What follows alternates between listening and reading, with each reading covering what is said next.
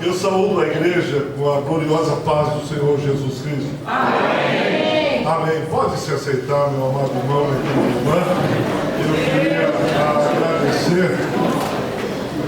Eu queria agradecer o convite para estar ministrando aqui na Igreja Evangélica Assembleia de Deus, no Parque Jandaia, e já antecipo pedindo perdão à igreja pelo atraso.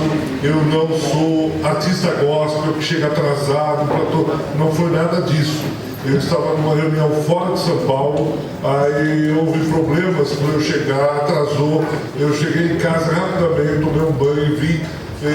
Deu quase 1h20 de casa até aqui, porque também teve outro problema. Então foi só por conta disso o atraso. Não tem nada de estrelismo, de criar expectativa, absolutamente nada. Então peço perdão aos irmãos, porque eu particularmente não gosto que cheguem atrasados.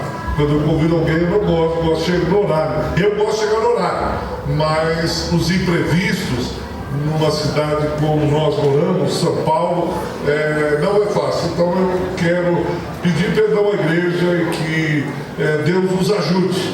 E continuo a estender a gratidão aos pastores, à liderança que me convidaram para estar no evento desse porte, de uma grandeza e uma sensibilidade muito grande, porque pouco se tem falado sobre maturidade espiritual, não é isso?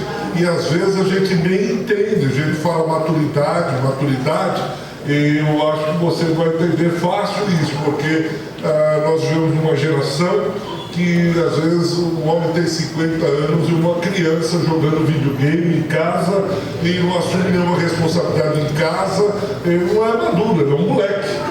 E às vezes tem meninos, 17, 18 anos, que precisaram assumir à frente de casa a responsabilidade, estão à frente de casa, à frente do ministério, e são verdadeiros gigantes, homens. Então a maturidade ela não é cronológica. Às vezes a pessoa tem 50 anos e é um menino. Então a maturidade espiritual também. Às vezes a pessoa tem 50 anos de crente, mas é um menino. Você pode ver isso lá em 1 Coríntios, capítulo 2, Paulo falando da igreja de Coríntios. Uma igreja que foi fundada pelo apóstolo Paulo. Ele ministrou e discipulou lá por 3 anos. E é uma igreja que tinha uma série de pecados. Tantos pecados que um filho sobe ao leito do pai. E Paulo exorta veementemente. E era uma igreja imatura, era uma igreja infantilizada, ainda que tenha sido fundada e discipulada pelo apóstolo Paulo, que não era um homem de brincadeira, não era um homem que não conhecia as escrituras, não era um analfabeto bíblico, ele era um homem sério, ele era um homem de Deus, um apóstolo separado pelo Senhor, como diz lá Atos capítulo 9, quando ele está a caminho de Damasco, o Senhor lhe aparece face a face. Então, mesmo assim, é um tema bastante interessante, que deve ser debatido, conversado, explicado, deve-se falar muito sobre o assunto, para que nós sejamos uma igreja madura. E quando eu falo igreja madura, a igreja no Brasil é uma igreja madura, recente, nova. A Assembleia de Deus tem pouco mais de 100 anos. Daniel Wingren chegou aqui em 1911. Diferente, por exemplo, você tem igrejas reformadas que chegaram no século XVI, um pouco para frente de 1531, outros chegaram no século XIX, 1867. Então nós somos uma igreja que temos que falar, conversar acerca da maturidade espiritual. E é esse o propósito divino, que nós cresçamos, que nós sejamos homens e mulheres maduros. Porque criança, muitas vezes, é um trabalho, a criança trabalha. Agora o homem maduro, a mulher madura, ela frutifica. Ela tem conselhos sábios, ele tem palavra madura. Então, eu estou falando tudo isso para justificar minha gratidão a Deus pelo tema que os irmãos escolheram. Extremamente relevante, extremamente importante. E eu falo isso agradecido a Deus, porque eu sou pentecostal. Ainda que não pareça, nos olhos, mas pentecostal de barba, eu tenho barba. Já me causou alguns problemas, como pentecostal de barba, mas aí uma vez fui pregar, o pastor disse: você quer que eu tire? Eu tiro, me dá um pano direto, eu não tenho problema nenhum, aliás, eu só deixo porque minha mulher gosta. E todas as vezes que eu ameaço de tirar, ela diz: quem você quer agradar? Eu disse: você, é claro. Minha mulher sabe demais. Eu estava distraído. Eu falei: vou tirar a barba, eu não gosto. Eu acho que envelhece. Ela disse: a quem você quer agradar? E eu, bobão, distraído, inocente, eu disse: a você, claro. Ela disse: então, se a mim, eu queria que você continuasse com o barba. E até hoje eu estou pensando numa resposta e não consegui achar. O que eu falo para ela agora? Já pensei em um monte de coisa. Eu quero agradar você, mas também quero agradar a mim. Eu falei: não dá certo. Eu tentei, não consegui. Se algum irmão tiver alguma resposta, me ajuda nisso. E eu vou anotar e vou levar para casa. E quando chegar em casa, amanhã eu já vou falar. Mas por enquanto ninguém ainda teve uma revelação sobre isso. Enquanto não tiver, eu estou de barco. Mas se precisa tirar, não tem problema nenhum. Amém?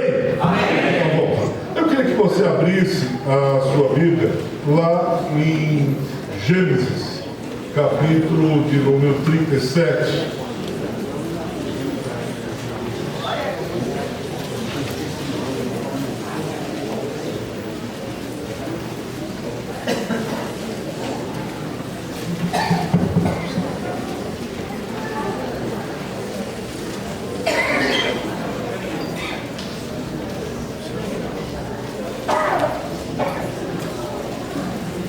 Eu queria falar sobre maturidade espiritual, sobre esse homem que aparece no capítulo 37 de Gênesis, filho de Jacó, e que certamente você conhece. Já deve ter assistido alguma novela na Record, de José do Egito, algum filme, alguma coisa, você conhece, um sermão, um estudo bíblico sobre José. E eu queria falar sobre esse homem de Deus, e como Deus foi operando na vida dele, como Deus foi fazendo com que José saísse de uma etapa, de um momento de menino e se tornasse um homem a ponto de governar o Egito como segundo de Faraó. E eu quero utilizar José porque nós às vezes temos a ideia errônea de que um homem de Deus, uma mulher de Deus, o amadurecimento, ele ocorre através de um impacto, de um transe do Espírito, de uma atuação mágica do Espírito, de repente. Mas a maturidade é um processo de Deus. Guarde isso, a maturidade é um processo de Deus. Ele não acontece de repente. Você não vai encontrar na Bíblia Sagrada nenhum homem, nenhuma mulher que foi ou se tornou maduro de repente. E por que é importante falar sobre isso? Porque nós vivemos uma geração do instantâneo, do imediato, do aqui e agora, do flash, do instantâneo, fralda descartável, usou jogar fora, fast food. Eu passo lá no drive-thru do McDonald's, peço o meu lanche e vou comendo rápido, refeição rápida. Nós estamos cada vez mais utilizando o celular, e quando eu vou pregar nos congressos, pastor, grava um vídeo de menos de 1 minuto, fale no congresso, fale no tema, fale no seu tema, 1 minuto. E por que 1 minuto? Porque senão as pessoas não leem, não assistem. Elas assistem vídeos de menos de 1 minuto, reels, rápido. Aí o pregador chega: então amanhã eu estou passando aqui para você. Ô, pastor, aí ficou bom. Você ficou bom? São, pastor, é isso mesmo. E eu penso comigo, nem eu mesmo entendi, mas está tudo bem, se eles estão entendendo assim, assim tem que ser. E é uma geração que precisa de coisas rápidas. Se tiver um vídeo de 5 minutos, de 10, de meia hora, a pessoa já fica rolando, né? Vai passando, vai passando, vai passando, vai passando. O número de informações é absurdo. Já estudos estão dizendo que estão queimando algumas partes do cérebro por causa da instantaneidade do celular. Já há movimentos, não da igreja, infelizmente, mas fora da igreja, seculares, mundanos. Mães estão se reunindo para que as escolas proíbam celulares. Mães que não são crentes, mas elas estão vendo o prejuízo desse imediatismo. Elas estão vendo o estrago que o instantâneo está causando. Nós estamos sem paciência de ouvir. Assistimos vídeo com o controle remoto na mão, passando o filme rápido.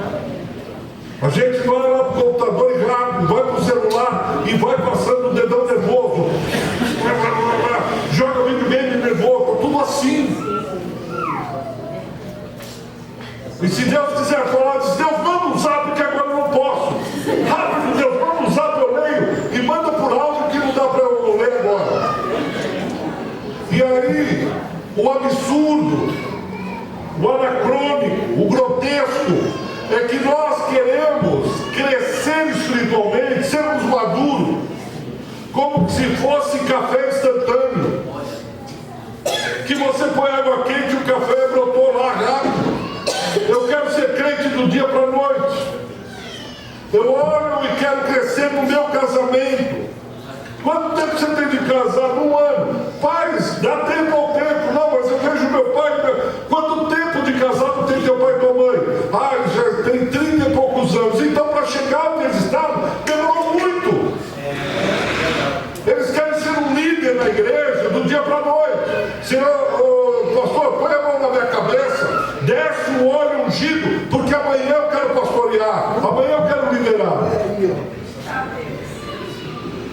Você vê um pastor de cabelo branco, eu não falo isso porque eu tenho cabelo branco, mas ouça o que ele tem para dizer, mas nós não temos mais tempo para ouvir, muito menos paciência, porque nós queremos tudo para amanhã, para ontem. Você já deve ter ouvido no trabalho, o chefe pede alguma coisa e diz: mas para quando você quer isso? Para ontem. Sim, mas você está pedindo agora. Eu quero escrever um livro ontem, rápido. Como é que escreve? Aí eu vou para a inteligência artificial. Chat GPT-4, vamos lá, escreve um livro, olha, está aqui o livro.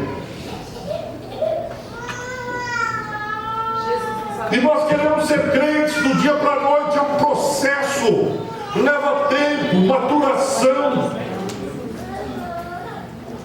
Para essa igreja chegar nessas paredes, esse tamanho, levou muito tempo, muita gente dobrou o joelho, muito dízimo e oferta entrou, muita gente trabalhou, muita gente chorou, muita gente fez vigília. Eu quero uma igreja grande, quero ser igual o pastor. Você quer pagar o preço que ele está pagando? Não, aí também não.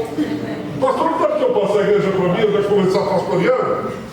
Não, vem pagar o preço comigo. Pastor, você é muito exigente. Que eu quero ser líder, Deus me chamou. Ok, Deus te chamou, começa a orar. Começa a buscar Deus, começa a ler a Bíblia. Gênesis 37, você está com a sua Bíblia aberta? Deus dá um sonho para esse menino. Versículo 2, essa é a história de Jacó. Tendo José quantos anos? 17 anos. Um menino para aquela altura. Ele está apacentando o rebanho. Ele está cuidando do rebanho do seu pai, um jovem. Versículo 3, Israel amava mais a José que a todos os seus filhos. Era o filho do coração. 4, vendo, pois, seus irmãos, que o pai o amava mais do que todos os outros filhos, odiaram-no e já não lhe podiam falar pacificamente. Os irmãos olham para ele e dizem: por que você tem o amor do pai e nós não temos? Por que você é o xodozinho do papai, o queridinho do papai, e nós não somos. Eles não conseguem se alegrar com o pai, eles não conseguem se alegrar com o irmão. Mas o problema maior está no versículo 5. O que acontece? José tem um sonho, esse sonho é divino.